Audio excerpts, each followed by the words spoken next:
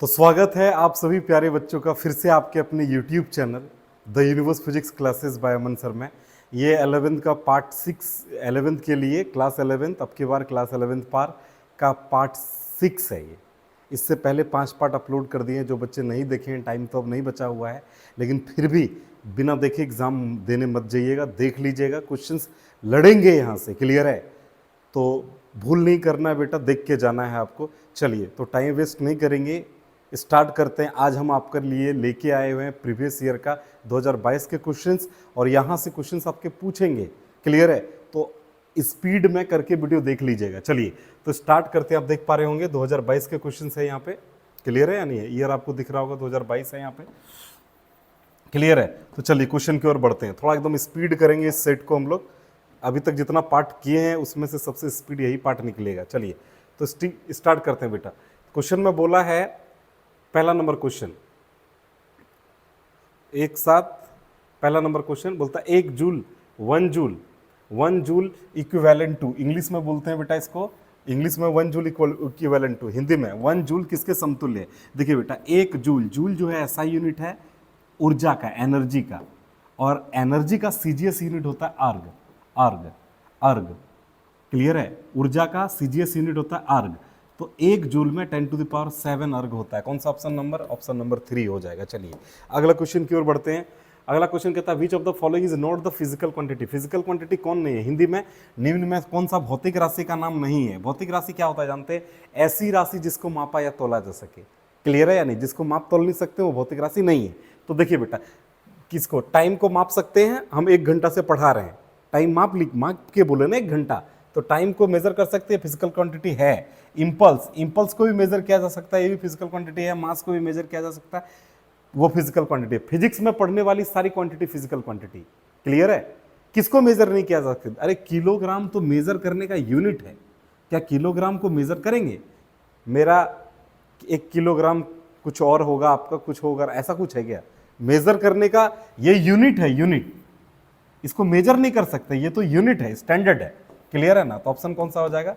बोला कौन नहीं है, तो कौन हो जाएगा? किलोग्राम। चलिए अगला क्वेश्चन की ओर बढ़ते हैं। बोलता है dimension of formula for pressure, Hindi में दाब का बीमीय सूत्र क्या है? इसको निकालना पड़ेगा बेटा। देखिए प्रेशर क्या होता है, प्रेशर को महसूस करना है तो एक काम करिए, ये हथेली है और ये बेटा पेन है, तो पेन को अपने हथेली में रखते हैं, ऊपर से हम क्या लगा रहे हैं? बल लगा रहे हैं, फोर्स लगा रहे हैं। तो हथेली में दर्द महसूस हो रहा है, तो ये जो हथेली में दर्द महसूस हुआ यही है प्रेशर महसूस हो रहा है आपको। तो ऊपर से आपने बल लगाया कहाँ पे? किसी क्षेत्रफल पे, फोर्स लगाए किसी एरिया पे। तो बेटा pressure P equal to formula होता है फोर्स बाय एरिया, कितना फोर्स कितने एरिया में लग रहा है। फोर्स का डायमेंशन होता है ml(T⁻⁻²), एरिया का डायमेंशन होता है, एरिया का होता है L², क्लियर है? तो m, एक L निकल जाएगा, नीचे एक L बचेगा, ऊपर जाएगा L टू नीचे वाला, तो L⁻⁻1, T⁻⁻, ऊपर में कितना? -2। कौन सा ऑप्शन? ml⁻⁻2, ये ऑप्शन नंबर 1 है, क्लियर है या नहीं? 1 होगा। अगला क्वेश्चन की ओर बढ़ते हैं बेटा। बोलता है the velocity of a particle at an instant t is given by, कुछ वेलोसिटी किसी पार्टिकल का ये दिया हुआ है, v equal to AT plus BT²। बोलता है डायमेंशन ऑफ B निकालिए। B कैसे निकलेगा? देखिए समझिए, डायमेंशन B का निकालना बोला है, तो डायमेंशन यानी बीमा B का निकालने बोला है। हिंदी में पढ़ देते हैं, किसी समय t में कण का वेग दिया है इतना, तो B का बीमा निकालिए। तो डायमेंशन में क्या होता है जानते हैं? बीमा ऑफ V बराबर होगा डायमेंशन ऑफ कितना बेटा? AT, और ये फिर इक्वल होगा प्लस, डायमेंशन में प्लस और माइनस दोनों को इक्वल समझा जाता है, तो अब फिर इक्वल क्या हो जाएगा? इसके इक्वल क्या हो जाएगा? डायमेंशन ऑफ BT², ये माने V का बीमा बराबर होगा AT का बीमा बराबर होगा BT² का बीमा, क्लियर है या नहीं है? तो आपको क्या चाहिए? B चाहिए ना, B चाहिए ना। देखो बेटा x बराबर y बराबर z, तो हम x बराबर z बोल सकते हैं, तो यहाँ पे वही करेंगे। क्या करेंगे? डायमेंशन ऑफ बीमा V का बीमा बराबर किसका हो जाएगा? Dimension of BT²। V क्या है क्वेश्चन में? V क्या है? वेग बोला है। V क्या है? वेग बोला है, वेलोसिटी बोला है, तो वेलोसिटी का डायमेंशन होता है L⁻⁻1, क्लियर है? बी तो निकालना था, टी क्या है, टाइम, टाइम टी का स्क्वायर है, B T square, T square हो जाएगा। क्लियर है। अब यहाँ से तुमको बी चाहिए तो ये टी स्क्वायर इधर आ जाएगा, ये एल टी पर पावर -1, ये टी स्क्वायर आ गया, ये उधर गुना में था, इधर आके भागा में हो गया। क्लियर है या नहीं। अब देखो क्या हो जाएगा, एल टी पर पावर ऊपर में कितना -1, और ये टी पर पावर ऊपर जाएगा तो कितना हो जाएगा -2, हाँ या ना। तो टी पर पावर कितना हो जाएगा, बेस समान तो पावर ऐड होगा, 2 + 1 3, माइनस का 3 हो जाएगा, एल टी पर पावर -3। कौन सा ऑप्शन, एल टी पर पावर -3, ऑप्शन नंबर 4 करेक्ट हो जाएगा। चलिए अगला क्वेश्चन की ओर बढ़ते हैं। बोलता a runner cover a circular path of radius R in 40 second. कोई रनर है 40 सेकेंड में आर रेडियस का पाथ कवर कर रहा है, his displacement after 2 minute 20 second. Clear है यानी हिंदी में, एक धावक आर त्रिज्या वाले वृत्तीय पथ में, ये वृत्तीय पथ है जिसकी त्रिज्या कितना बेटा, आर है। क्लियर है। 40 सेकंड, एक चक्कर पूरा लगाने में 40 सेकंड लेता है, 2 मिनट 20 सेकंड में उसका विस्थापन क्या होगा। देखिए बेटा 2 मिनट 60 दूनी 2 मिनट, 2 मिनट में कितना सेकंड, 120 सेकंड। 2 मिनट कितना सेकंड, 2 मिनट कितना सेकंड, 20 सेकंड। तो टोटल कितना हो जाएगा बेटा, 140 सेकंड हो जाएगा। अच्छा, एक सेकंड को कंप्लीट करने में मतलब एक चक्कर को कंप्लीट करने में 40 सेकंड ले रहा है, हाँ या ना। तो मान के चलिए इधर कितना हो जाएगा, 140 को हम क्या लिख सकते हैं, 40 + 40 + 40, 4 का 4 8 4 12, 120 और बचेगा कितना, 20। तो बेटा 40 सेकंड में पूरा चक्कर मारता है, तो 20 सेकंड में कितना चक्कर मारेगा, आधा। देखिए बेटा मान के चलिए वस्तु यहाँ से चक्कर लगाना शुरू किया, एक चक्कर मारा 40 सेकंड, ये वाला खत्म। दूसरा चक्कर मारा फिर 40 सेकंड लगा, ये खत्म। तीसरा चक्कर मारा फिर 40 सेकंड लगा, ये खत्म। अब बचा लास्ट का 20 सेकंड, लास्ट का 20 सेकंड में ये यहाँ से यहाँ तक जाएगा, तो ऑब्जेक्ट कहाँ पहुँच जाएगा, इस जगह पहुँचेगा, इस जगह। तो बोलता है इसमें विस्थापन बताइए, विस्थापन क्या होता है, डिस्प्लेसमेंट क्या होता है। 2 पॉइंट, एक इनिशियल पॉइंट ये था, फाइनल पॉइंट ये हुआ, 2 पॉइंट के बीच का शॉर्टेस्ट डिस्टेंस डिस्प्लेसमेंट कहलाता है। 2 बिंदुओं के बीच का न्यूनतम दूरी, ये दूरी कितनी होगी, ये यहाँ से यहाँ तक आर है, ये भी आर है, आर + आर कितना, 2r। कौन सा ऑप्शन, ऑप्शन नंबर 2 ये वाला करेक्ट आंसर हो जाएगा। चलिए अगला क्वेश्चन की ओर बढ़ते हैं, थोड़ा स्पीड और देखने की कोशिश करते हैं। बेटा बोलता है body start at a velocity, start कर रहा है किस वेलोसिटी के साथ, मैंने यू दिया हुआ है, कितना दिया हुआ है, इक्वल टू बेटा 20 मीटर पर सेकेंड। स्टार्ट जिस वेलोसिटी के साथ कहते हैं उसको इनिशियल वेलोसिटी, प्रारंभिक वेग यू कहते हैं, ठीक है। इट्स एक्सेलरेशन दिया हुआ है 2 meter per second square. Then velocity of the body after 10 second, time 10 second के बाद इसकी वेलोसिटी पूछी, यानी भी पूछा है, फाइनल वेलोसिटी पूछा है। हिंदी में एक पिंड 20 मीटर प्रति सेकंड के वेग से चलना प्रारंभ किया, मैंने ये प्रारंभिक वेग दिया है, उसका त्वरण 2 मीटर प्रति सेकंड हो जाता है। त्वरण मैंने ए कितना हो जाता है, 2 मीटर प्रति सेकंड हो जाता है, कितने सेकंड के बाद, 10 सेकंड के बाद। तो उसका वेग पूछा है तुमसे, वेग। तो बेटा चूंकि v बराबर आप क्या जानते हैं, u + at। क्लियर है। v का मान कितना दिया क्वेश्चन में, सॉरी u का मान कितना दिया है 20, a का मान दिया है 2, 10 दिया हुआ, कितना हो जाएगा 20 प्लस इधर हो जाएगा 20 इक्वल टू कितना हो जाएगा 40 मीटर पर सेकंड। कौन सा ऑप्शन लग रहा है बेटा, चलिए ऑप्शन नंबर लग रहा है 40 मीटर पर सेकंड, ये option number A correct answer है। चलिए अगला क्वेश्चन की ओर बढ़ते हैं। क्लियर है।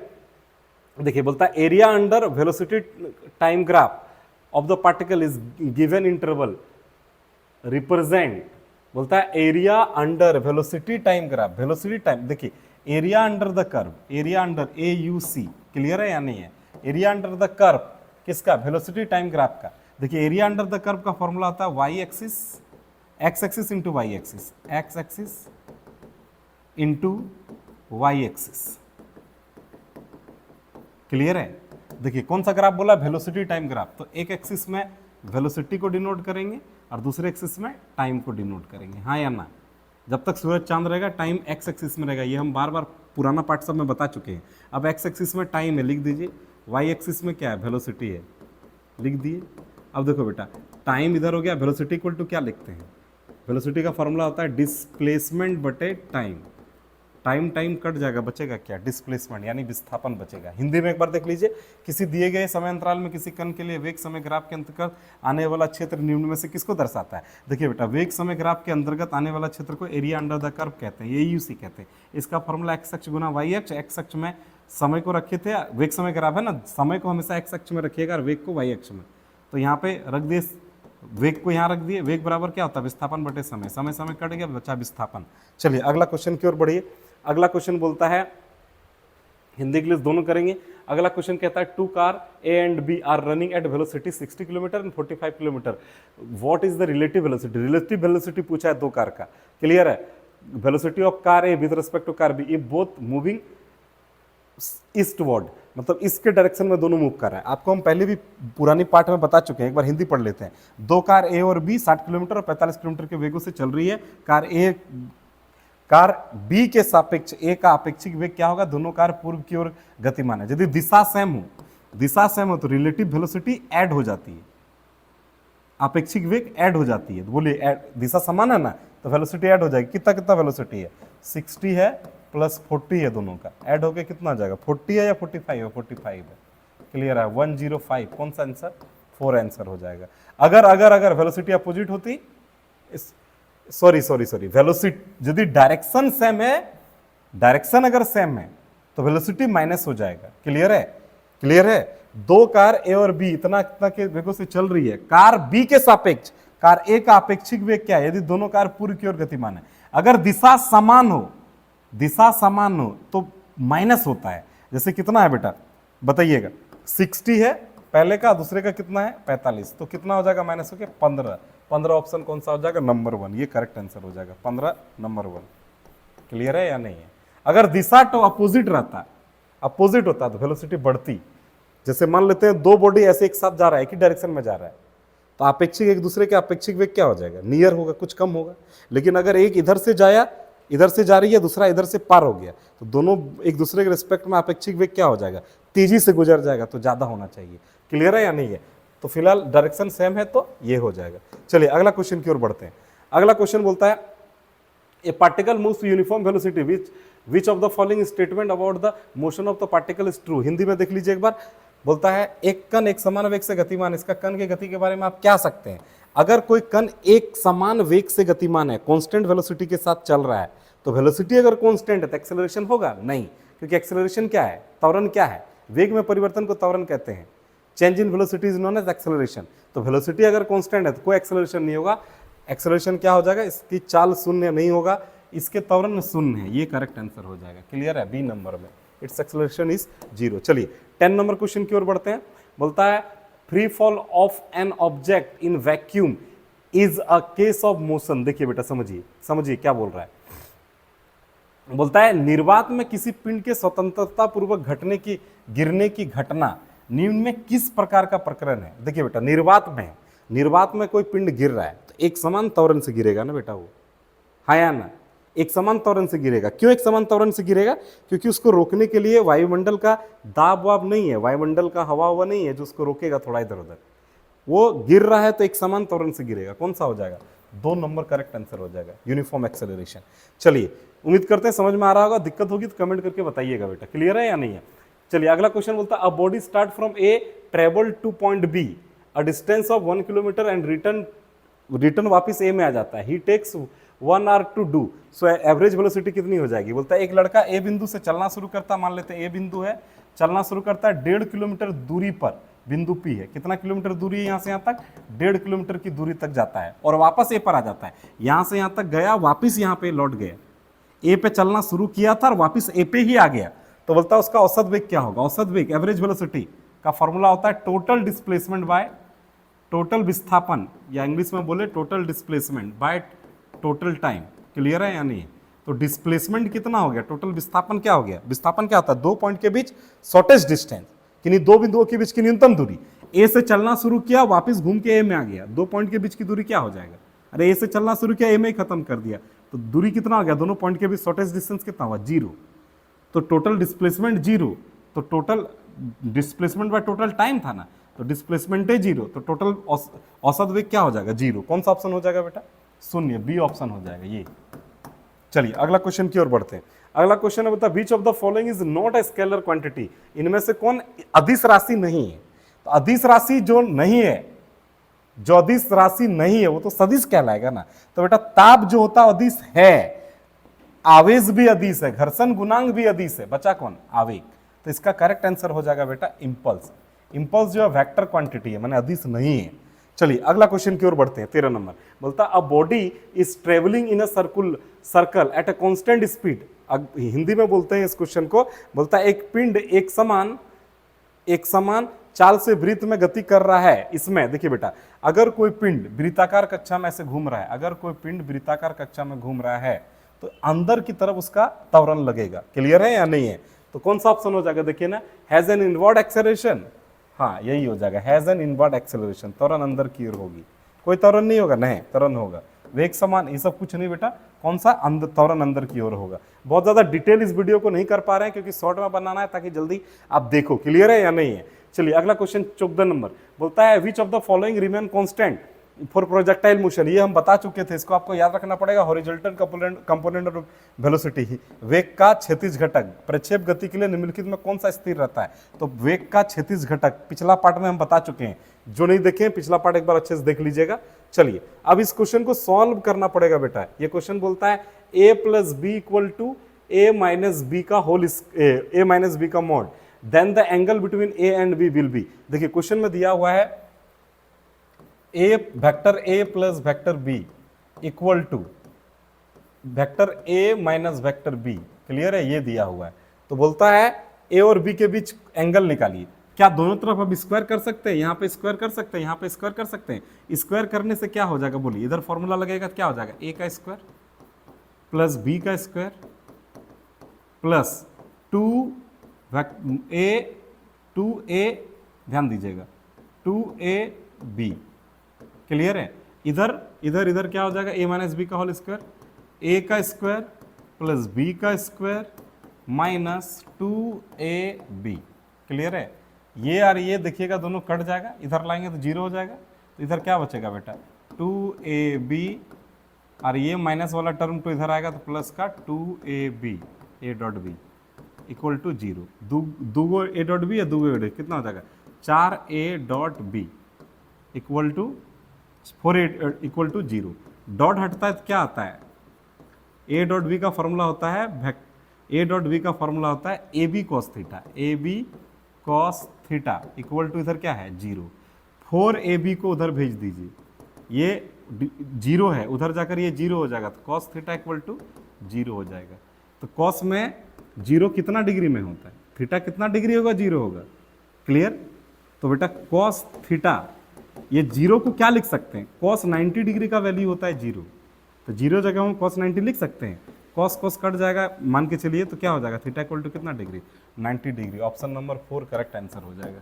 उम्मीद करते हैं समझ में आ रहा होगा। चलिए अगला क्वेश्चन की ओर बढ़ते हैं। Which of the following is not a property of null vector. Null vector का प्रॉपर्टीज क्या नहीं है? देखिए सिंपल है, सिंपल एडिशन वगैरह देख लीजिए। ए को जीरो से ऐड करेंगे, जीरो वेक्टर से, तो ए ही होगा। जीरो में कोई चीज ऐड करेंगे तो वही, जो जिसको ऐड करेंगे वही हो जाएगा ना। जीरो में किसी का मल्टीप्लाई करेंगे जीरो ही होगा। क्लियर है? जीरो में किसी चीज का मल्टीप्लाई करने पे जीरो होना चाहिए। वेक्टर ए है तो कौन सा ऑप्शन हो जाएगा? कौन नहीं है प्रॉपर्टी? ये नहीं है प्रॉपर्टी। क्लियर है या नहीं है? तीसरा नंबर प्रॉपर्टी नहीं है। चलिए अगला क्वेश्चन की ओर बढ़ते हैं। In case of projectile motion which of the angle between the velocity and acceleration at highest point. क्या बोलना चाह रहा है हिंदी में समझिए। बोलता प्रोजेक्टाइल मोशन में यानी प्रक्षेप गति के प्रकरण में उच्चतम बिंदु पर, मतलब मैक्सिमम हाइट पर। देखिए कोई प्रोजेक्टाइल मोशन कैसे होता है? कोई ऑब्जेक्ट को ऐसे फेंकते ऊपर जाके नीचे करता है, तो ये मैक्सिमम हाइट है। क्लियर है? एच मैक्स है यहाँ पे, हाँ या ना?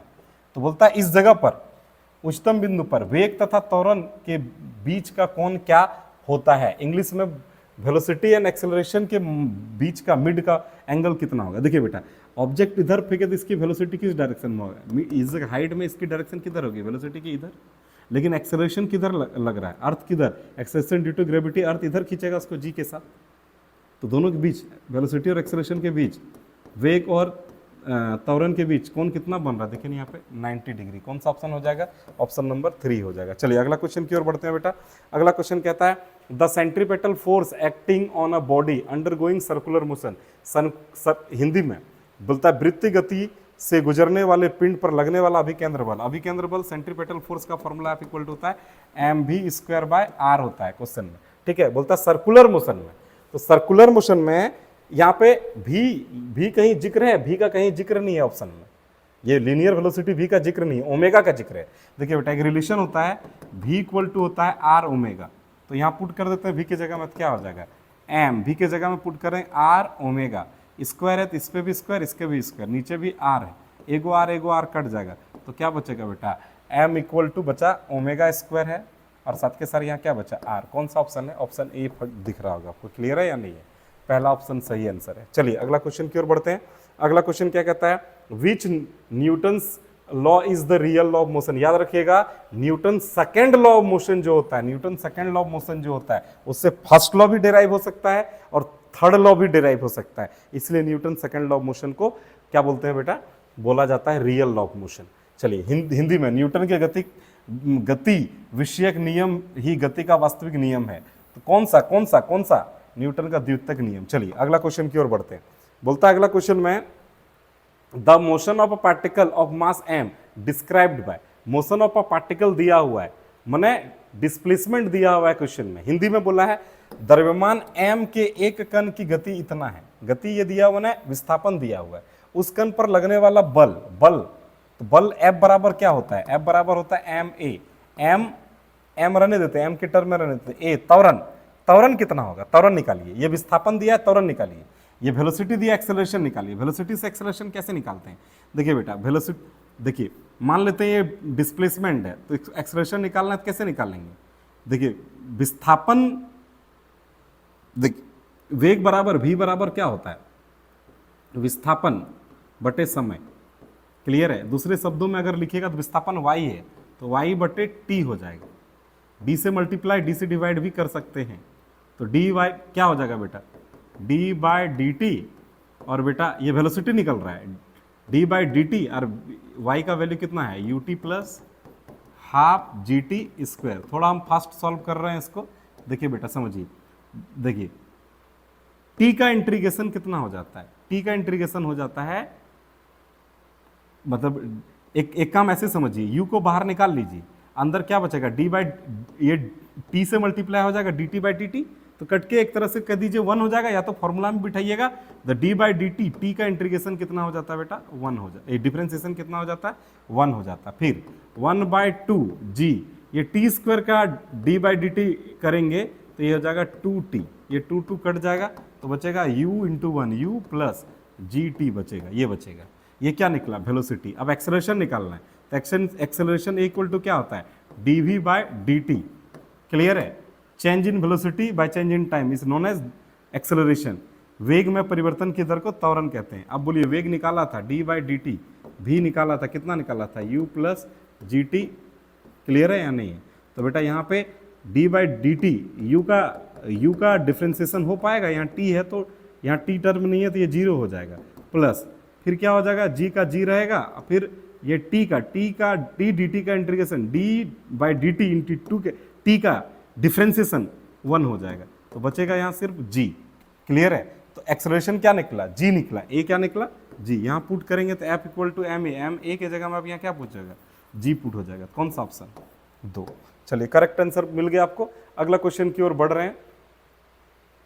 बोलता है a large force acting on a body for a short time, एक हैवी फोर्स लग रहा है कम समय के लिए, the impulse imparted is equal to the change in, ये पुराना पार्ट में पढ़ा चुके हैं, एक बार फिर बता रहे हैं। किसी पिंड पर एक बड़ा बल थोड़े समय के लिए क्रियाशील है, आरोपित आवेग निम्न में से किसके परिवर्तन के बराबर होता है। देखिए याद रखिएगा, संवेग में परिवर्तन ही आवेग कहलाता है। Change in momentum is known as impulse. Option number इसका 2 हो जाएगा correct answer.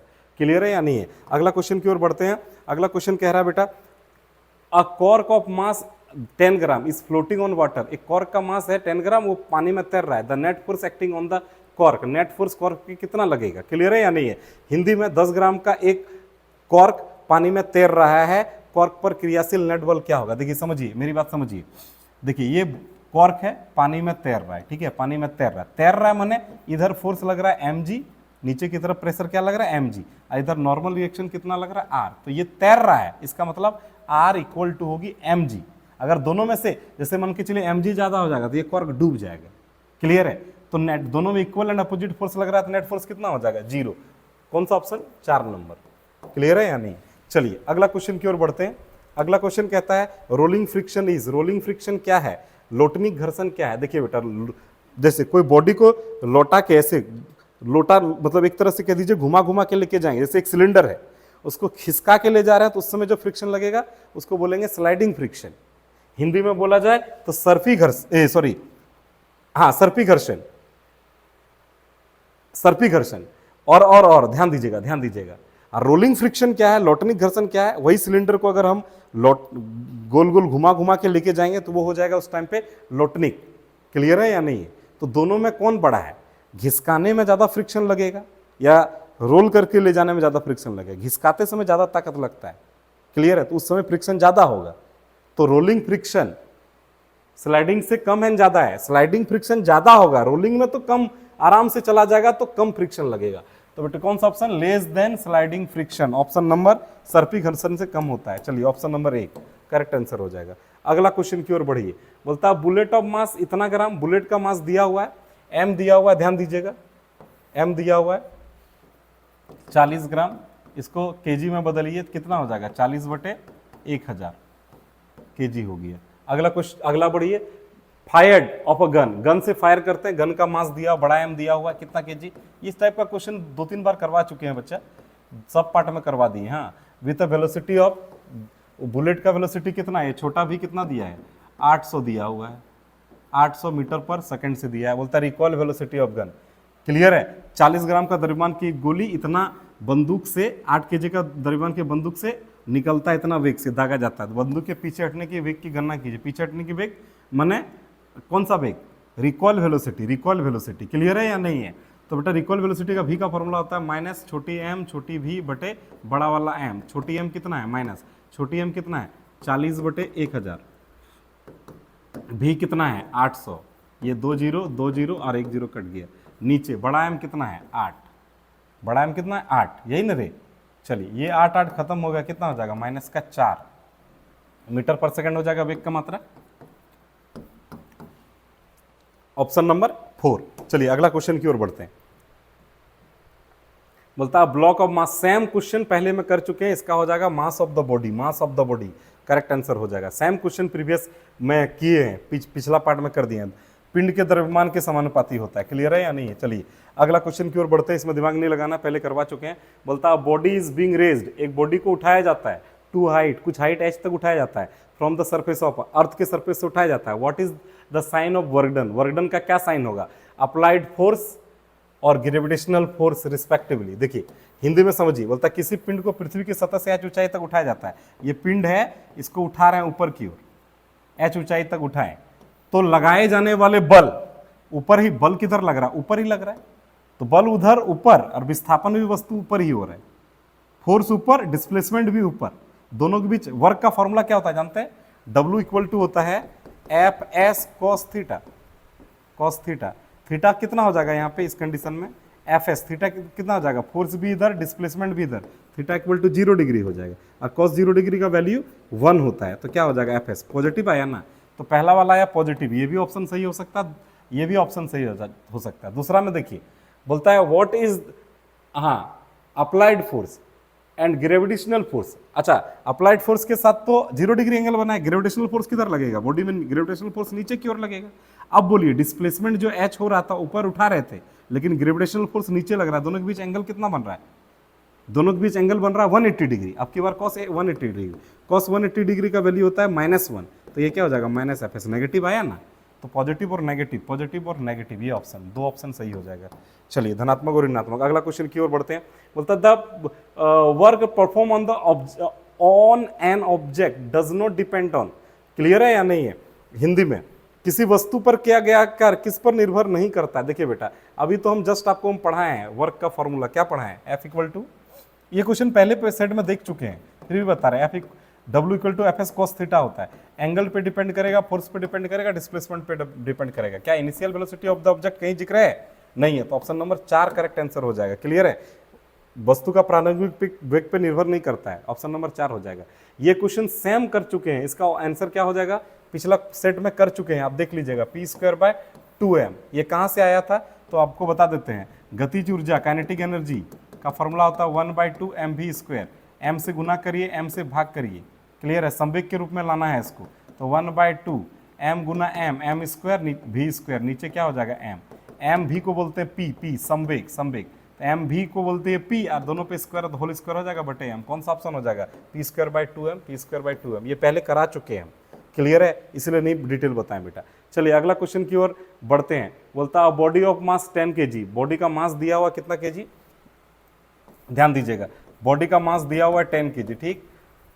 Moving a height, height कितना हाइट तक लेके गए, 2 मीटर तक लेके गए, विद यूनिफॉर्म स्पीड ऑफ, किस स्पीड से लेके गए, स्पीड कितना, वेलोसिटी कितना, 2 मीटर पर सेकंड से लेके गए। बोलता total energy, total energy Hindi में देखिए इस क्वेश्चन को, बोलता 10 किलोग्राम द्रव्यमान के एक पिंड को 2 मीटर ऊंचाई तक लेके गए, तो बोलता है एक समान चाल से गतिमान है, इसकी कुल ऊर्जा निकालिए। टोटल एनर्जी यानी कुल ऊर्जा बराबर क्या होता है जानते हैं, काइनेटिक एनर्जी गतिज ऊर्जा प्लस स्थितिज ऊर्जा पोटेंशियल एनर्जी, ठीक है। गतिज ऊर्जा का सूत्र होता है 1/2 mv², पोटेंशियल एनर्जी का फॉर्मूला होता है mgh।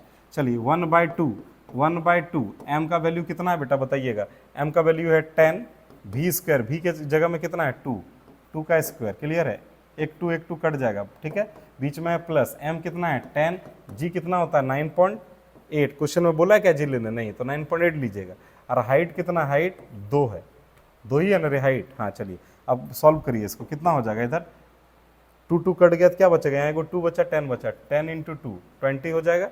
और इधर कितना हो जाएगा बेटा, इधर बेटा हो जाएगा आपका 196 हो जाएगा शायद, हाँ 196 हो जाएगा, क्लियर है। देखिए बेटा इसको 10 से मल्टीप्लाई करिएगा, 980 हो जाएगा, एक पॉइंट का डिजिट था खत्म, इस इंटू में 2 था तो 98 का डबल कितना हो जाएगा, 196 हो जाएगा। ऐड करिएगा इसमें तो कितना हो जाएगा बेटा,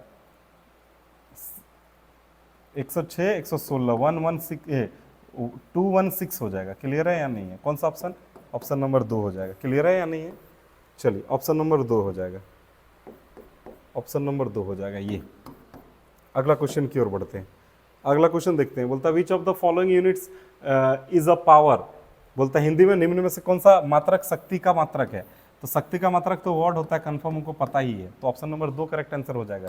चलिए अगला क्वेश्चन की ओर बढ़ते हैं बेटा। मोमेंट ऑफ लीनियर, बोलता moment of linear moment Hindi में रेखीय संवेग का आघूर्ण कहलाता है, कौन सा संवेग, कौन ही संवेग, संवेग, क्लियर है या नहीं, तो कौन सा ऑप्शन हो जाएगा बच्चा, एंगुलर मोमेंटम। चलिए अगला क्वेश्चन की ओर बढ़ते हैं, अगला क्वेश्चन की ओर बढ़ते हैं। देखिए बेटा इसको याद रखना पड़ेगा बेटा, अभी क्या याद रखना पड़ेगा, बोलता particle performing uniform circular motion has an angular momentum दिया हुआ है and its angular frequency is double and its kinetic energy half then the new angular momentum. देखिए इसको सॉल्व करके दिखा भी सकते हैं, लेकिन अभी फिलहाल याद रखिएगा, थोड़ा शॉर्ट में निकालना था, इस वजह से L/4 इसका करेक्ट आंसर हो जाएगा। क्लियर है या नहीं है, वीडियो लॉन्ग हो जाएगा, रात का भी 10 बजने वाला है बच्चा, फिर अपलोड करने में 12 बज जाएगा। चलिए अगला क्वेश्चन की ओर बढ़ते हैं। बोलता है the velocity of a centre of mass, clear है, of the system remain constant if the total external force acting on the system is. देखिए ध्यान दीजिएगा, इस क्वेश्चन में थोड़ा सा समझिएगा, 33 नंबर क्वेश्चन बोलता है किसी निकाय के द्रव्यमान का वेग नियत है, किसी निकाय के द्रव्यमान का वेग नियत है, और बोलता है यदि निकाय पर कुल कार्यरत कुल बल, क्लियर है, बोलता है निकाय का द्रव्यमान केंद्र का वेग नियत है, तो कार्यरत कुल बल जो हो जाएगा बच्चा, इसके लिए आपको याद रखिएगा जीरो याद रखिएगा, इसका हो जाएगा कौन सा ऑप्शन नंबर हो जाएगा, इसका ऑप्शन नंबर हो जाएगा 4। चलिए अगला क्वेश्चन की ओर बढ़ते हैं। अगला क्वेश्चन में बोलता है the product of moment of inertia and angular acceleration is. Previous set में इसको करा चुके हैं, हिंदी में बोले तो जड़त्व आघूर्ण और कोणीय त्वरण का गुणनफल कहा जाता है। देखिए एंगुलर एक्सेलरेशन को अल्फा डिनोट करते हैं और इसको किससे डिनोट करते हैं, आई से, आई इंटू अल्फा कहलाता है, टॉर्क कहलाता है, टॉर्क है ये। चलिए अगला क्वेश्चन की ओर बढ़ते हैं। अगला क्वेश्चन क्या है, क्लियर है। देखिए अगला क्वेश्चन में देखिए ये वाला टेबल एनसीईआरटी का हमको याद करने बोले, एक क्वेश्चन हर एक सेट से बन रहा है बेटा, इसका आंसर डायरेक्ट, एक ठोस गोला जिसका द्रव्यमान m और त्रिज्या r है, व्यास के सापेक्ष जड़त्व आघूर्ण, एनसीईआरटी का टेबल देख लीजिएगा, मिल जाएगा आपको, तो इसका आंसर हो जाएगा 2/5 mr², इसको याद रखना पड़ेगा। चलिए क्वेश्चन नंबर आगे की ओर बढ़ते हैं। मतलब work is represented by 4 W equal to क्या होता है, F.S होता है बेटा, वर्क इक्वल टू, वर्क का फॉर्मूला फोर्स इंटू डिस्प्लेसमेंट होता है, लेकिन डॉट प्रोडक्ट होता है, ऑप्शन नंबर 3। क्लियर है, कार्य को दर्शाया जाता है इस फॉर्मूला से, F.S इक्वल टू से दर्शाया जाता है। चलिए अगला क्वेश्चन की ओर बढ़ते हैं, शायद ये, हाँ, the value of G at the centre of earth, ये पिछले सेट में बता चुके हैं, G की वैल्यू पृथ्वी के केंद्र पर, G का वैल्यू, छोटी G का वैल्यू पृथ्वी के केंद्र पर, एक ही जगह पे तो शून्य होता है, पृथ्वी के केंद्र पर शून्य होता है, ऑप्शन नंबर कौन सा हो जाएगा बेटा, ये 1 हो जाएगा, याद रखना है आपको। चलिए अगला क्वेश्चन की ओर, बोलता है the escape velocity from the surface of earth is, पृथ्वी की सतह से पलायन वेग का मान कितना होगा? पलायन वेग का मान का फॉर्मूला पिछले सेट में अच्छे से समझाए थे, √2GRE होता है। क्लियर है? पिछला सेट भी देख सकते हैं आप, इसको भी आपको याद रखना पड़ेगा। क्लियर है? अगला क्वेश्चन,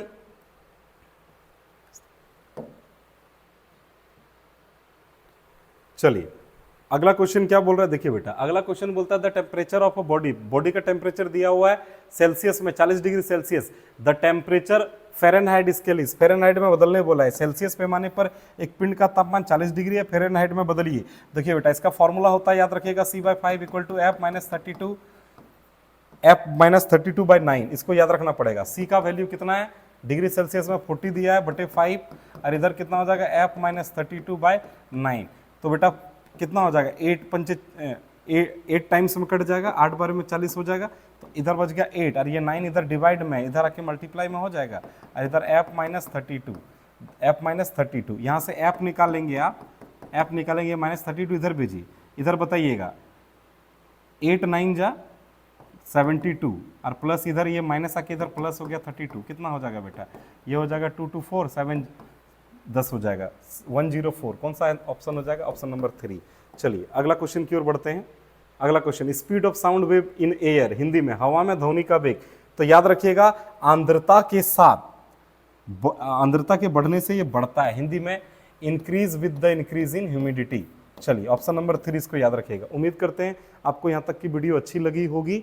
अगर अच्छा लगा होगा तो चैनल को लाइक कर दीजिए, मतलब सॉरी, चैनल को सब्सक्राइब करिएगा, वीडियो को लाइक करिएगा, और बेल आइकन क्लिक करके रखिएगा। आने वाला भविष्य में 12th 11th तो आपका हो ही गया है बच्चा, जितना वीडियो कराएं उतना देख लीजिएगा, 11th अच्छे से निकल जाएगा आपका। क्लियर है या नहीं है? सम्मानजनक स्कोर के साथ निकल जाइएगा। बाकी आगे 12th का भी वीडियो बहुत सारा आएगा, NCERT सॉल्यूशंस वगैरह आएंगे। क्लियर है या नहीं है? चलिए, तो फिर से आप सभी बच्चों को, अब दोबारा वीडियो नहीं आएगा, आप सभी बच्चों को आपके एग्जाम के लिए ऑल द बेस्ट। फोड़ के आइएगा, सारा पार्ट देख के जाइएगा। चलिए, थैंक यू।